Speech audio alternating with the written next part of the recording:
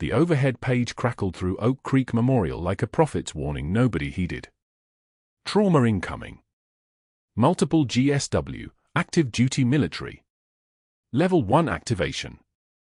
Margaret Walsh didn't look up from the 4-cart she was restocking. She never looked up anymore. 6 years of night shifts had taught her that invisibility was survival, and survival meant going unnoticed by people like Dr. Ashford.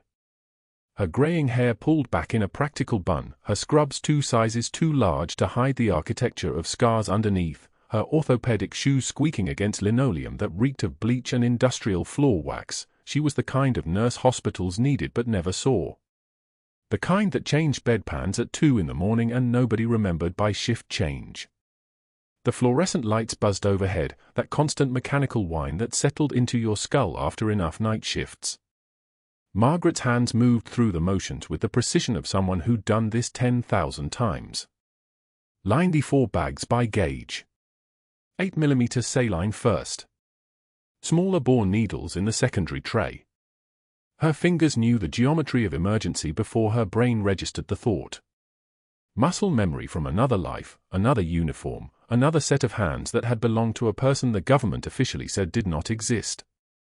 The stretcher wheeled through the double doors at 11:16 p.m., and the ER erupted into that controlled chaos that only happens when something catastrophic arrives with a heartbeat still attached.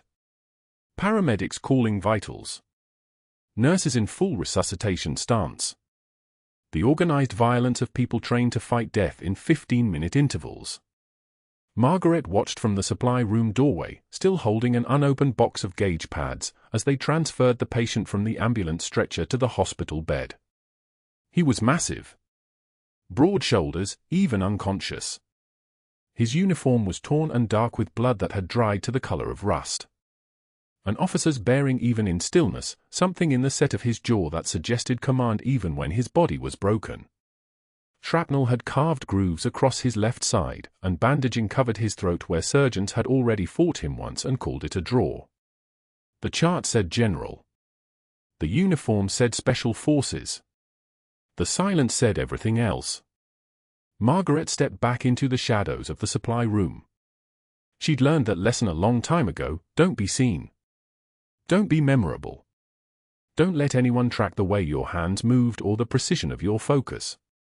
But she couldn't look away as they wheeled him toward the ICU.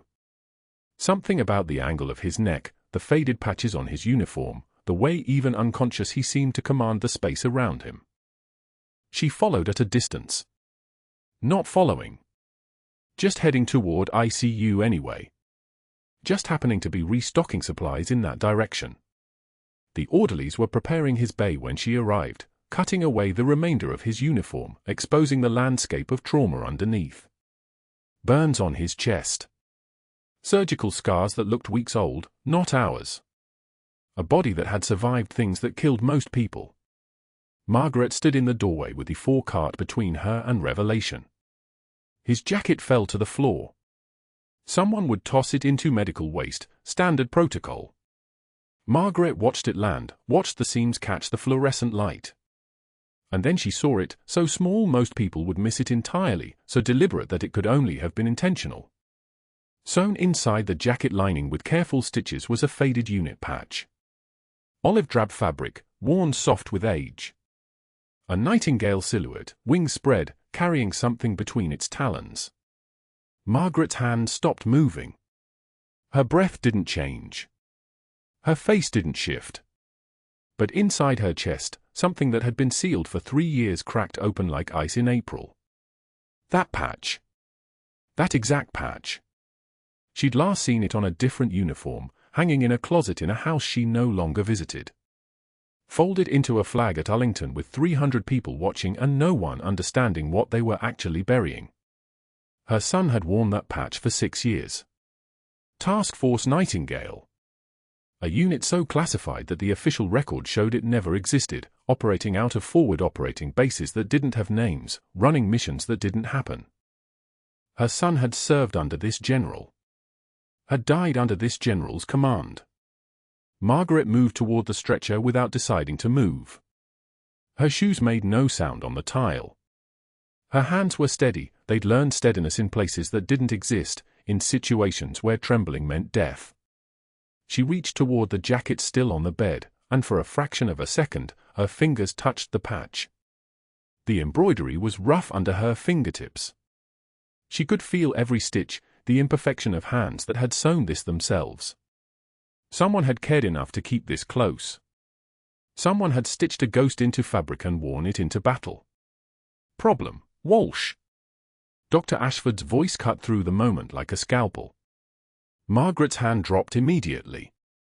Her posture shifted. The moment folded away like nothing had happened. No, Doctor. Her voice came out exactly as it always did, soft, deferential, the voice of someone who'd learned how to be invisible. She smoothed the general's blanket with a corner of the sheet, straightening it with precision that had nothing to do with hospital protocol and everything to do with respect for someone still carrying a ghost in his jacket lining. Just checking his for placement. Dr. Ashford stepped closer, his pressed white coat pristine, his silver cufflinks catching the light like judgment. He was a tall man, the kind of tall that came with inherited confidence. Board member's son. Private medical school. The hospital's chief of staff because his connections opened doors that merit alone never could. His eyes were calculating, moving from Margaret to the unconscious general and back again, processing something in the space between them. He's not your assignment. Dr. Ashford's tone was conversational, but something underneath it was already dangerous. He's going to be a complicated case. Political. We'll need to maintain strict protocol. Of course, Doctor. Margaret turned back to her forecart, her movements returning to their usual rhythm. Stock rotation. Efficiency. Invisibility. But she'd made a mistake, and they both knew it. She'd lingered too long. She'd cared too visibly. She'd let something real show through the mask. Dr. Ashford watched her for 3 more seconds, the way a predator watches movement in tall grass. Then he nodded once and turned to address the nursing team, his voice sliding into command mode, the tone that reminded everyone in the room exactly where power lived in this hospital. It lived with him. In his decisions. In his protocols. In the institutional machinery that ran on his preferences and his alone. Margaret finished her round, checking vitals, noting the general's shallow breathing and the damage the trauma had done to the machinery of his body. His oxygen saturation sat at 92% on supplemental air. His heart rate was elevated, tachycardic, pushing 120. Shock was already settling into his system like an unwanted guest. She adjusted his flow, ran the saline through, watched the digital display respond. Around her, the night shift moved in its usual patterns. Younger nurses who'd grown up with smartphones and social media, who didn't understand the weight of invisibility, who thought night shifts were temporary before they moved on to something better. They glanced at Margaret the way people glance at furniture, functional, present, but not worth seeing. She'd cultivated this for 6 years. After Operation Nightingale. After the official erasure. After the flag and the 3 shots fired and the realization that the government had decided she was a liability that needed disappearing. But now there was a ghost in the ICU, still breathing, still fighting the kind of battle that looked like sleep. A ghost that wore her son's unit patch. A ghost that had commanded the men her son died protecting. Margaret moved through the rest of her shift like water, present but unmemorable, checking monitors and adjusting medications and making notes on charts that would be reviewed by morning rounds. No one asked her opinions. No one requested her expertise. No one understood that the hands refilling 4 bags had once held someone's spinal cord in place while medevac helicopters circled overhead. That those same hands had performed open cardiac massage in a cave in Marja with nothing but field supplies and the darkness pressing in like physical weight. The night deepened. 2 a.m. arrived with that particular silence that only comes in hospitals during the witching hours, when most people were either dying or healing and nobody was awake to watch. Margaret stood at the general's bedside during what was supposed to be her break. She wasn't supposed to be there. But the monitors showed his vitals were drifting, oxygen saturation down to 88%, heart rate climbing again, the fever spike of infection beginning to register on the digital displays. She didn't do anything. Didn't adjust anything. Just stood there in the darkness with a man whose name she didn't know but whose unit patch she recognized like recognizing her own heartbeat. And she made herself a promise that had nothing to do with hospital protocols or Dr. Ashford's authority or the government that had told her to disappear. She would keep him alive. Not because of orders. Not because of any official reason. But because her son had died under his command, and if this man died in this hospital, then the Nightingale patch would die too, and the last connection to the life she wasn't supposed to have would finally be gone. The monitors beeped their steady rhythm. The ventilator wheezed its mechanical breath. And Margaret Walsh, invisible nurse with greying hair and scars she kept covered, made a decision that would end one life and transform another. But first, she had to survive a man who was already beginning to see her as a threat. The overhead page crackled through Oak Creek Memorial like static before a storm. Maggie Walsh to the administrator's office. Maggie Walsh. The night owl. Every floor heard it. Every monitor room. Every supply closet. The diminishing nickname broadcast across 12 stories of hospital staff, and Margaret felt the weight settle on her shoulders like a body bag zipped closed. She set down her medication cart. Didn't rush. Didn't apologize to the day shift nurses whose eyes tracked her toward the elevators. Her jaw was steady. Her hands were steady.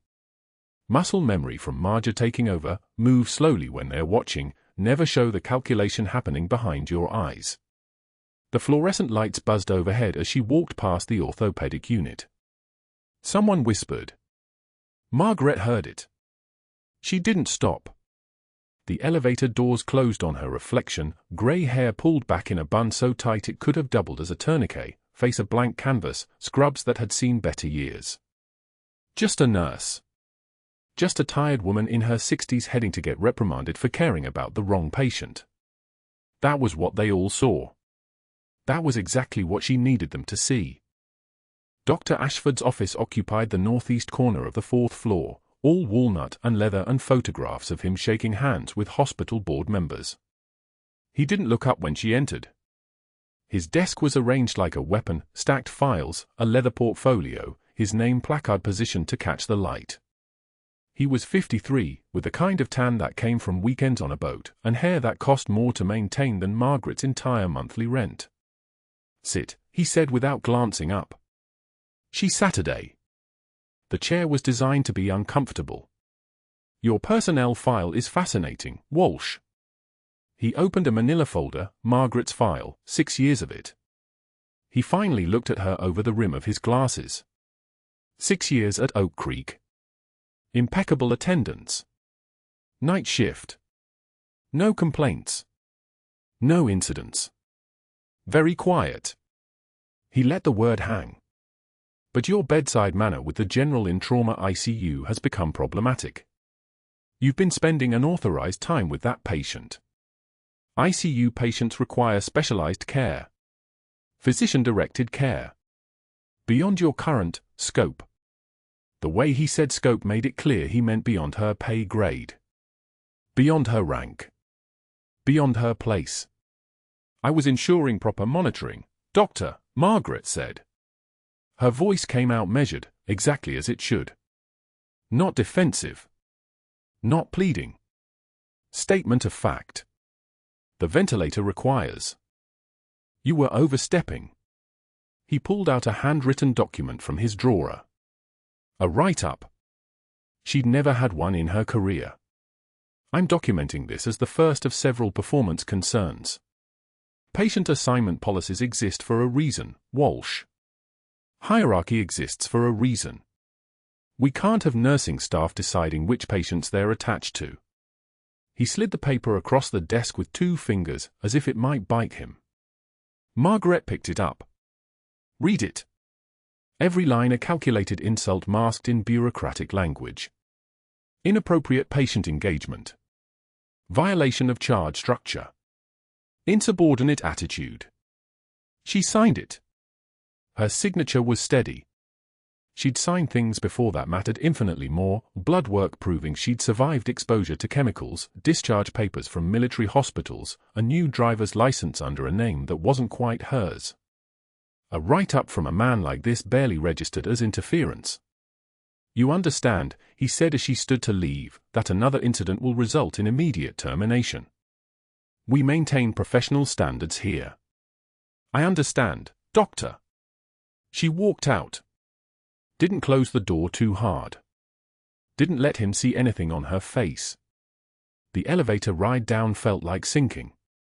By the time she reached the 3rd floor, the trembling had started, not fear, muscle memory recognized. The trembling was restraint. Control held so tightly it had nowhere to go but inward. That evening, the next evening, Margaret finished her shift and headed toward the parking lot at 7:13 p.m. The asphalt was still warm from the day, radiating heat like a runway. Shift change happened at 8. The incoming day staff would be gathering for their briefing, 15 or 20 people in the circle by the entrance, going over census numbers and bed assignments. Perfect audience. Dr. Ashford was waiting for her by her car. A decade-old Honda Civic, grey as the sky after rain, parked in the back row where the older staff always ended up. He positioned himself between her and the driver's side door, casual as a hunter at a watering hole. Walsh. Not a greeting. A summons. She stopped. 3 feet of asphalt between them. "Effective immediately," he said, his voice carrying across the parking lot with the precision of someone who'd practiced this in his office mirror. "You're reassigned to orderly duties. Your nursing privileges are suspended pending review of multiple protocol violations. You'll report to Environmental Services, 3rd floor, 6 a.m. start time, for the next 90 days pending a formal board review." 20 staff members were now turning to look. The incoming shift had frozen mid-conversation. Someone had their phone out. Margaret could see the calculation happening on every face, the cautious calculation that came from knowing which way the wind blew, which way the power flowed. She took one measured breath. Then another. Her son had died under someone's command in Marja. 18 men didn't come home. And the man who'd led them was lying in a hospital bed 100 yards from where she stood, unable to speak, unable to explain what happened in that dust. And this bureaucrat in his expensive boat tan was positioning himself as if he mattered. As if his institutional power meant anything compared to what she'd already survived. A single tear escaped her left eye. Not from emotion. From the sheer pressure of holding everything else down. She didn't look away from Dr. Ashford's face as she reached up and wiped it with her thumb. Her hand didn't shake. Her breathing didn't change. She spoke quietly enough that only he could hear, though the parking lot had gone silent enough that a whisper would carry. "You're making decisions about things you don't understand, Doctor." For a moment, Dr. Ashford's expression flickered. Confusion, maybe. He'd expected tears. He'd expected an apology. He'd expected a 61-year-old invisible woman to crumble. What he wasn't expecting was for her to sound like someone who'd already been broken by much worse things and had learned how to put herself back together. But the moment passed. He smiled, the smile of a man who'd just won. Who demonstrated his power in front of an audience. 90 days, Walsh. Maybe you'll remember how to follow protocol. She walked around him to her car. Opened the driver's side door. Sat down without looking back. Through the windshield, she watched him walk toward the crowd of staff members who quickly found reasons to look elsewhere. One of them, a respiratory therapist named Chen, caught her eye for a fraction of a second. The kind of eye contact that meant witness. The kind that meant he'd seen what happened and understood that it wasn't a simple power play. Margaret started the engine. The Honda coughed twice before turning over, a sound like a machine learning to breathe again after trauma. She drove out of the parking lot slowly, past the emergency entrance where helicopters landed to deliver broken bodies, past the visitor parking where families came to make decisions about life support. In Marja, she'd hidden in a concrete bunker for 4 hours while rounds came through the walls. Her hands had learned to work by touch in absolute darkness. She'd felt for pulses on necks she couldn't see, counted chest compressions by counting her own heartbeat, kept 18 soldiers breathing on pure instinct and muscle memory. And she'd failed 14 of them anyway. The unit patch in that general's jacket, her son's unit, represented the one she couldn't save. This man in his $4,000 suit thought he could reduce her to a hospital orderly. Thought he could erase her by shuffling her around like a playing card in an HR system. But that wasn't the worst part. The worst part was that he'd just locked her out of the only place where she could find answers about what happened to her son. The reassignments came like surgical strikes. Precise. Coordinated. Devastating.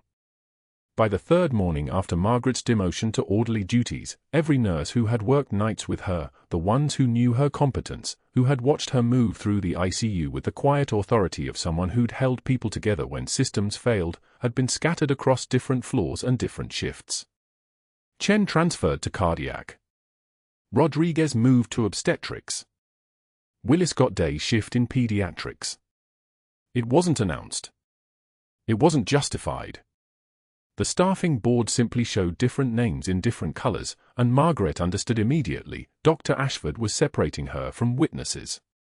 The shift rotations changed next. Margaret's nights became 11 p.m. to 7 a.m., locked into the orderly rotation. The general's floor, the ICU where he lay in soft restraints, monitors tracing the wreckage of his nervous system, was covered by a rotating day and evening team. Margaret would never overlap with his care. The schedule was a physical barrier. A bureaucratic moat. Dr. Ashford had engineered it with the precision of someone who understood that institutional power flowed through the mechanisms nobody questioned, staffing matrices, rotation algorithms, shift assignments buried in the HR portal where no one would notice. The real move came when she saw the chart. Margaret was pushing a supply cart through the basement corridor, the basement, where orderlies belonged, when she caught sight of Dr. Ashford posting an addendum to the general's medical file. She slowed. Pretended to check a linen count. Read the restriction in the pale fluorescent light. Patient care limited to physicians with level 5 clearance. No nursing staff without explicit attending authorization. Isolation protocol due to HIPAA concerns regarding classified status. Level 5 clearance didn't exist. There were no level 5 nurses at Oak Creek Memorial. There were no HIPAA concerns. The general's records were flagged as military, which meant the military handled security. Dr. Ashford had fabricated a restriction using official-sounding language, knowing that no night shift RN would argue with medical jargon written by a chief of staff. They would simply accept it. They would follow protocol. They would stay out. He wasn't yelling. He wasn't even loud anymore. This was the work of a man operating at peak institutional competence. Dr. Ashford understood something fundamental that distinguished him from ordinary bullies. Power wasn't about emotion. It was about systems. Control the schedule, you control access. Control access, you control information. Control information, you control narrative. Margaret had worked 6 years in the hospital without anyone noticing her. Dr. Ashford was using that invisibility as a weapon, making her disappear more completely than she already had. The orderly assignment was the final piece. Margaret wasn't assigned to a specific floor anymore. She moved between all of them, pushing carts, restocking supplies, cleaning, hauling laundry. She was everywhere and nowhere. Invisible by design. Her uniform changed from scrubs to the grey maintenance tunic. Her name vanished from the nursing assignment board. She became background noise. Efficient machinery. Just a woman pushing a mop. The night shift became a ghost shift. The ICU ran skeleton crew after midnight, 2 nurses, 1 resident, 1 respiratory therapist. The waiting room was empty except for the occasional family member asleep in a vinyl chair. The monitors beeped in the darkness like a mechanical lullaby, and Margaret worked the orderly circuit, changing bedpans on the floors where she was allowed, restocking supplies in rooms where no one noticed her presence.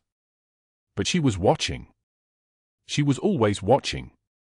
The general's room sat at the end of the corridor on the 3rd floor, visible from the supply station if she angled her body at the doorway just right.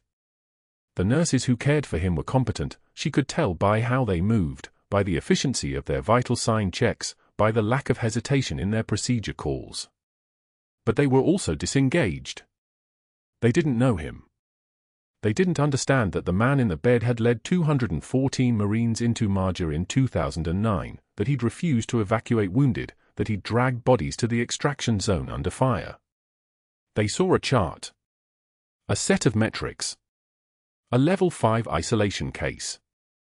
On her 5th night as an orderly, Margaret was restocking the linen cabinet on the 3rd floor at 2:53 a.m. when she noticed his door was dark except for the faint glow of the monitors. The nursing station was empty. The 2 nurses were in a trauma evaluation on the 1st floor, called down to assess a motorcycle accident victim. The respiratory therapist was reviewing settings on the ventilator in room 312. For perhaps 90 seconds, the corridor was silent. Empty. The kind of silence that comes before something breaks. Margaret stepped toward his room. She wasn't supposed to be there. The restriction was clear. The isolation protocol was unambiguous. But she had spent 6 years learning to move through spaces where she didn't belong, and the hospital, with its dim emergency lighting and its skeleton night crew, was easier than Marja. She slipped inside. The monitors cast pale blue shadows across his face. His chest rose and fell with the ventilator's rhythm, mechanical and steady. His hands lay at his sides, wrists restrained, forearms wrapped in bandages where the shrapnel had embedded. The chart at the foot of the bed noted the extent of the damage in clinical language: blast trauma, traumatic brain injury, laryngeal destruction, loss of voluntary speech, indeterminate prognosis for consciousness recovery. The doctors had written his death in bureaucratic shorthand.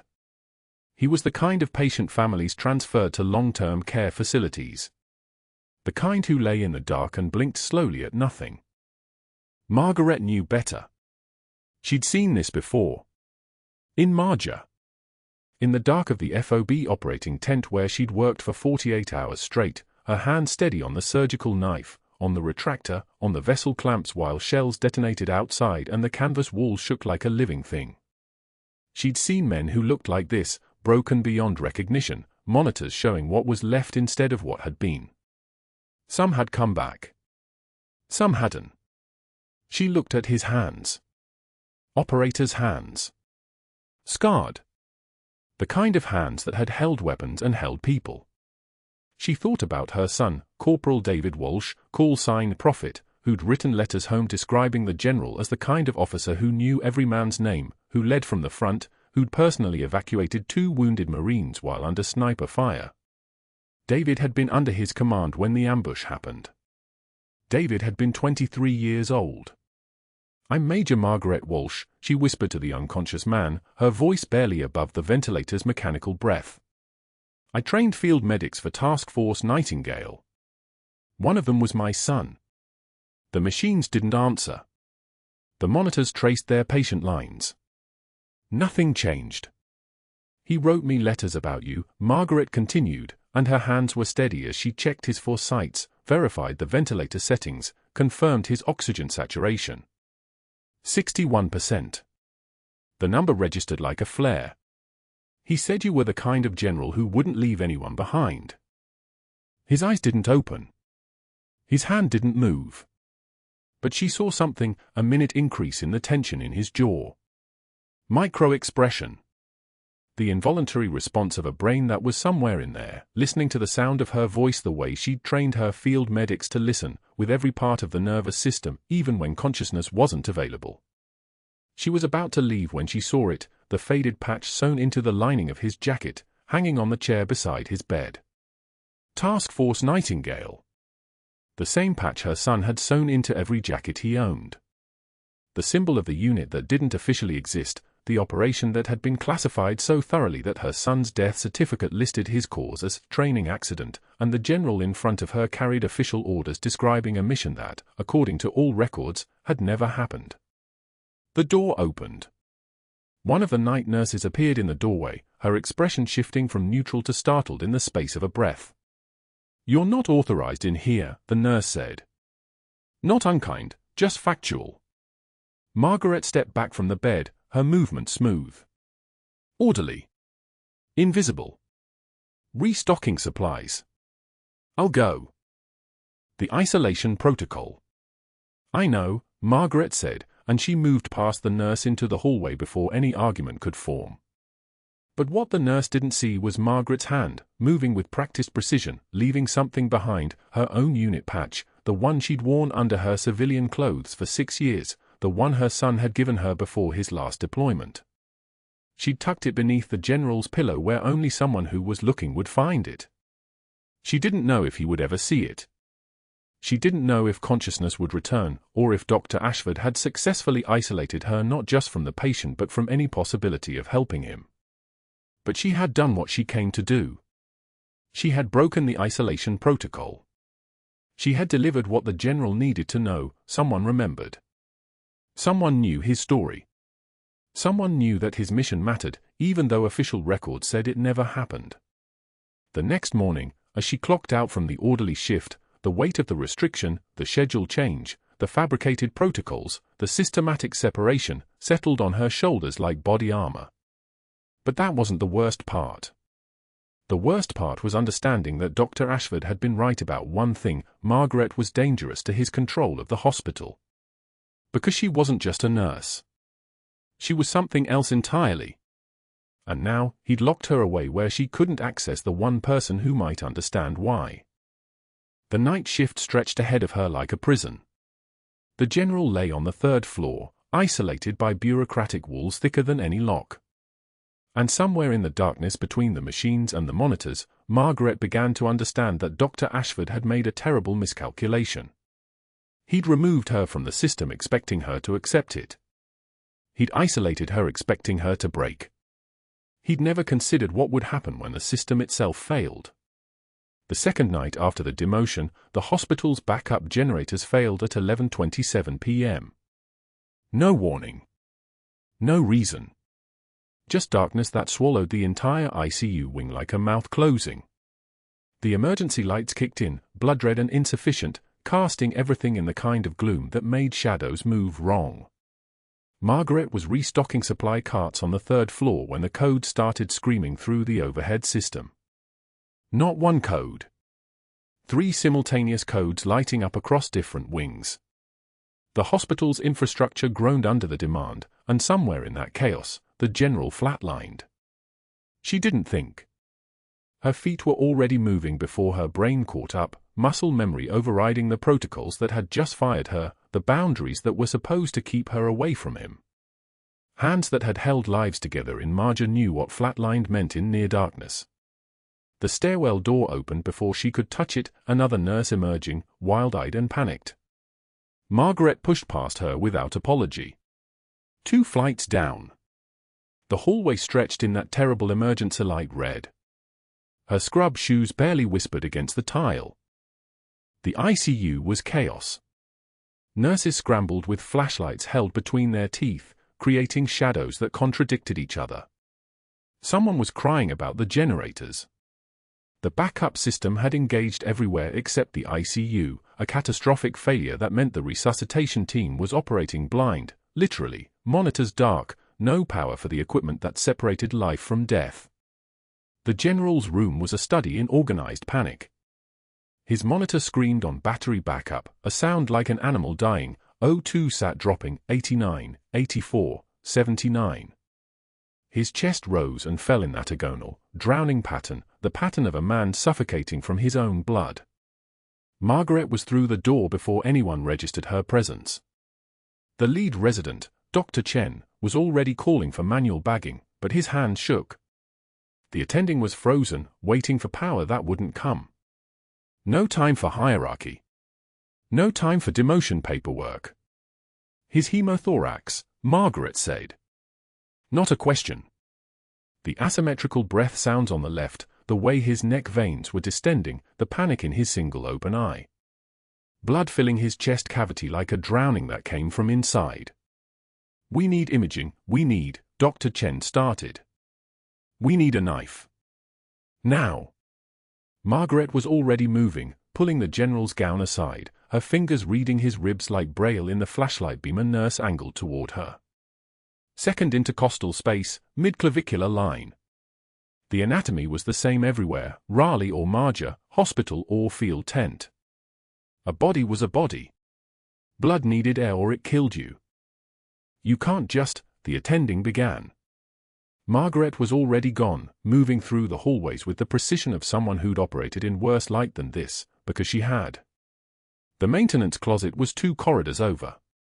A man stood inside, frozen with a flashlight, looking useless. His utility knife hung from his belt. Your knife. Now. Not a request. It wasn't the voice they knew from the past 6 years of quiet compliance. It was the voice of someone who'd given orders in languages the hospital staff didn't speak, to soldiers who understood that tone meant survival. He handed it over without questioning. Margaret grabbed an alcohol prep pad from the supply cart, the kind used for injection sites, and sprinted back. Less than 2 minutes since the code started. The general's monitor was at 62 beats per minute and dropping. His skin was turning the color of old concrete. 30 seconds left. Maybe less. Margaret sterilized the blade with the alcohol pad. The smell of it was sharp, chemical, a sensory bridge that pulled her backward 15 years to a phi base in Loga province with mortars falling like rain. Her hands didn't shake.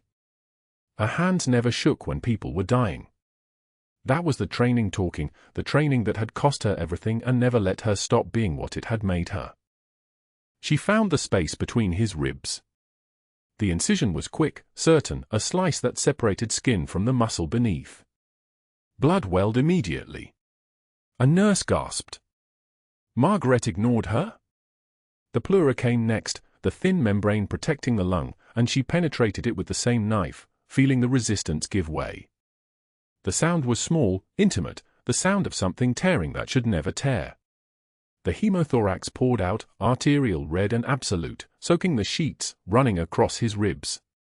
The general gasped, a sound like air returning to someone drowning. His oxygen saturation ticked up, 72, 78, 84. Still dropping but slower now. Slower was time. Slower was salvation.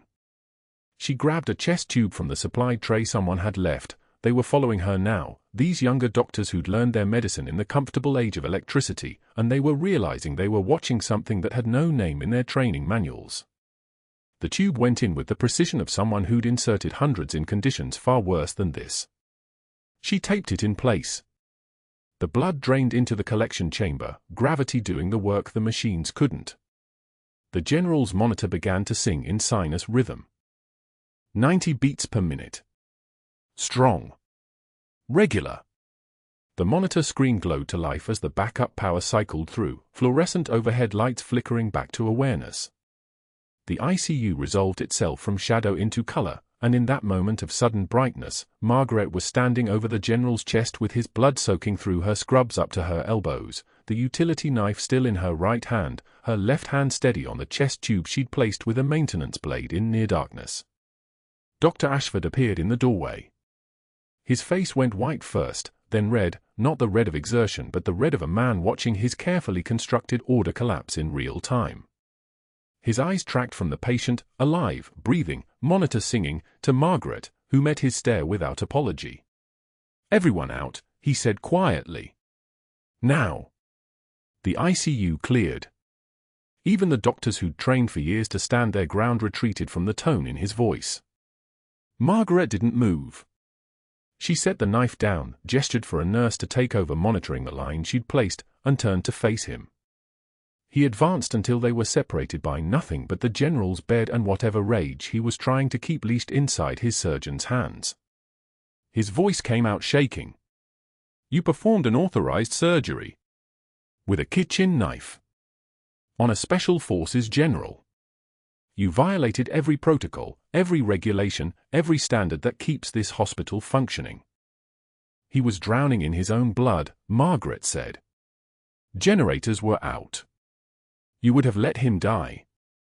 That's not your decision to make. His voice climbed.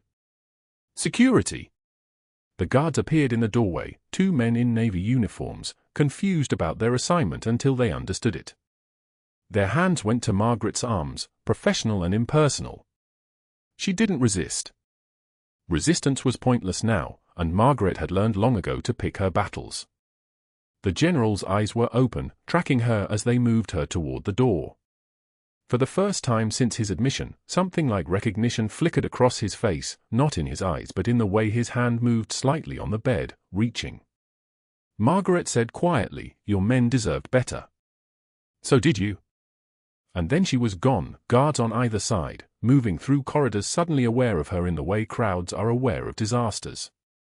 By 6:34 a.m., the termination paperwork was on her locker shelf, citing dangerous unauthorized procedures posing catastrophic liability risk. By 7:33 a.m., Dr. Ashford had made 6 phone calls to board members, ensuring her name would be entered into the hospital network's permanent exclusion database. By 8:33 a.m., the locks on her badge had been remotely disabled. That night, rain hammered Raleigh like artillery. Margaret stood at her late husband's grave in Mount Hope Cemetery, her shoe soaked through to skin, mud swallowing her ankles. The headstone read, "James Robert Walsh, beloved father, beloved husband." Below that, additions that had been added after David's death, and grandfather to Emily Christine Walsh, 2016. She knelt in the mud, the cold seeping into her knees, and whispered to the stone. "I found the man who led our boy, and I still failed him. I still failed them both." The rain answered her with silence, and she stayed there until the night turned toward morning, rain-soaked and trembling, not from cold but from restraint, from years of restraint finally breaking against the simple fact that even when you did everything right, even when your hands moved with perfect precision in perfect darkness, it was never enough. Some debts were too large. Some promises couldn't be kept. She didn't know that 2 days later, everything would change. 2 days. That's how long Margaret Walsh had to dismantle her life into a grocery bag before the general woke up and changed everything. The locker door creaked open at 6:19 a.m., revealing 6 years of careful invisibility. A spare scrub top. Compression socks folded into exact thirds. A coffee mug with a cartoon cat that nobody had ever asked about.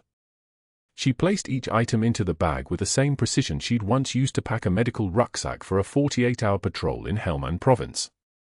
The mug went in last, wrapped in the jacket she'd worn to her husband's funeral. The one with the faded unit patch sewn so deep inside the lining that only someone looking for ghosts would find it. The fluorescent lights buzzed overhead like trapped insects. Somewhere on the 3rd floor, the general was still breathing through a tube. Still silent. Still waiting for someone to tell him that the medic who'd taught his corporal how to survive had just been fired for saving his life. She was zipping the bag when the building began to tremble. Not an earthquake. Not a tremor. The sound came first, a percussive thunder that made the locker doors rattle in their frames. The rotor wash hit next, shaking the employee parking area with the fury of a thing that didn't ask permission. Margaret's hand stilled. The bag dangled from her fingers. Through the small window set high in the locker room wall, she saw them descending, 2 UH-60M Blackhawks, their noses down, landing gear extending like the talons of birds that had learned to hunt in darkness. A military convoy followed, for hums painted the color of sand and secrets, dust billowing behind them as they cut across the front lawn of Oak Creek Memorial. This wasn't a routine admission. The building's emergency alert system activated. Margaret could hear the commotion, voices escalating, shoes running on tile, someone screaming into a radio. She shouldered the grocery bag and moved toward the corridor. The hallway filled with staff pushing toward the windows. Nobody noticed her. She was already a ghost. That was the only advantage left. The lobby had transformed into a military staging ground. Security personnel were establishing a perimeter. 2 Navy SEAL operators flanked the entrance, their bearing like statues carved from compressed anger. And striding through the chaos with the kind of authority that made the air pressure change was a commander, tall, weathered, with the kind of scars that weren't visible but somehow made themselves known anyway. His jaw was set at an angle that suggested he was used to getting answers before he asked questions. When his eyes found Margaret, still halfway down the corridor with her grocery bag, something shifted in his expression. Major Walsh. It wasn't a question. His voice cut through the hospital noise like a blade through silk. I need Major Walsh. Now. The hallway went silent. Every head turned. Margaret felt the weight of their stares like pressure changes before a storm. The commander's radio crackled. A female voice responded, "Sir, positive ID from records." "She's in the building." Margaret set the grocery bag down on a nearby chair. Her hands didn't shake. They never had. It was a skill you learned after your first night holding a soldier's intestines together while helicopter rotors screamed overhead. Composure was muscle memory. Composure was survival. The SEAL commander moved toward her, and the crowd parted like water. Behind him came a woman in army dress uniform, captain's bars gleaming on her shoulders. Dark hair pulled back. The same jaw. The same way of standing that suggested she'd learned to carry weight early. Emily. Her daughter. Older now. Harder now. Wearing the uniform that Margaret had kept hidden for so long. "Major," Emily said, and her voice wavered just slightly, "the general is awake. He's asking for you." The commander didn't wait for a response. He turned to the head nurse, Sandra, who was standing frozen near the triage desk with a classified file trembling in her hands. "Read it," he commanded.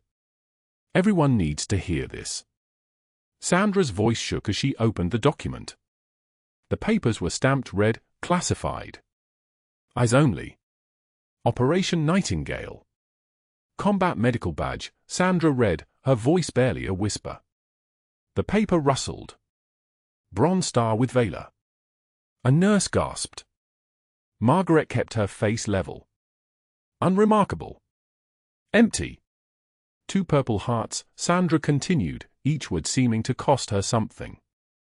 The crowd shifted. Murmurs rippled through the assembled staff. This was a woman they'd passed in hallways for 6 years. A woman who'd been demoted to orderly work. A woman they'd seen pushed aside in supply closets and relegated to the night shift where she couldn't embarrass anyone with her competence. The SEAL commander's voice carried like a rifle shot, Distinguished Service Cross for actions in Marja, where Major Walsh sustained enemy fire for 4 hours while evacuating 13 wounded under her direct command. Sandra's hand shook worse now. She lowered the file slightly, but he nodded for her to continue. "It says here." Sandra's eyes filled with tears. "It says she's the reason Task Force Nightingale survived."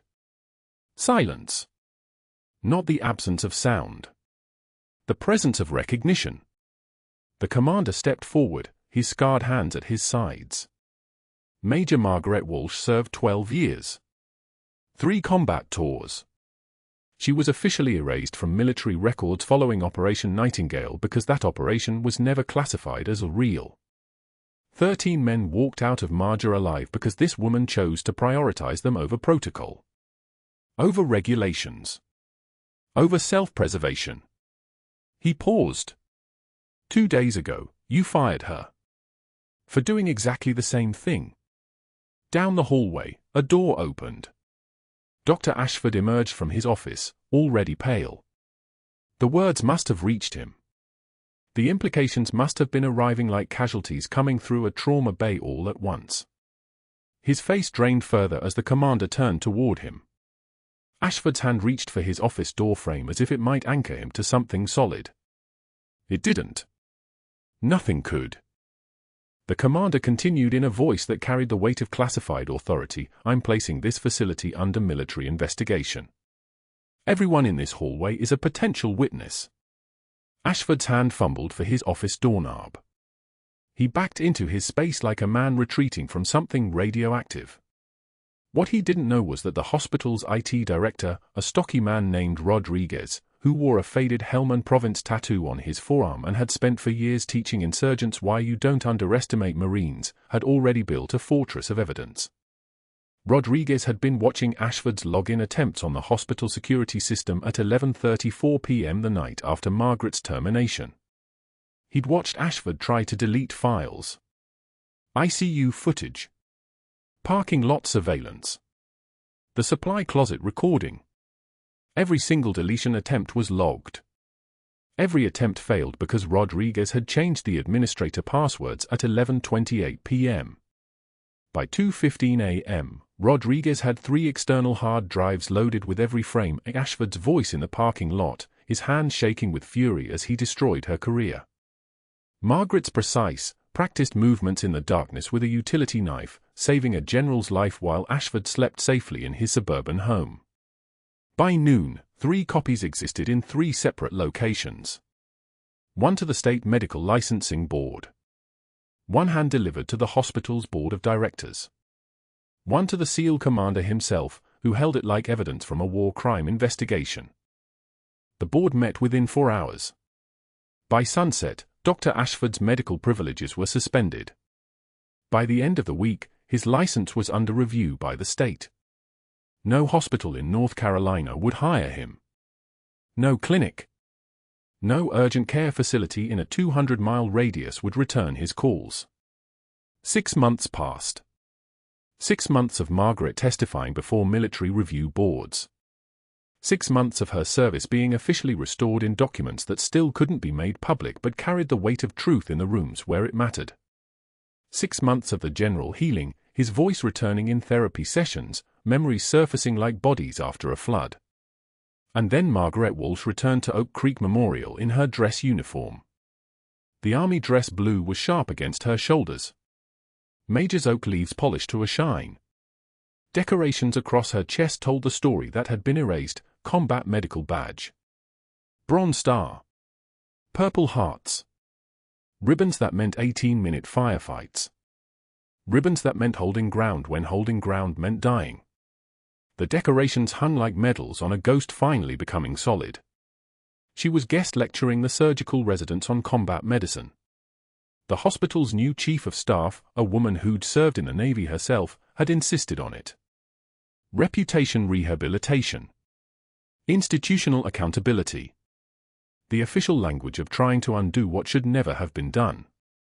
As Margaret walked through the lobby, she passed a figure in a grey security guard uniform manning the night entrance desk. Dr. Ashford. His medical career had ended. His institutional power had evaporated.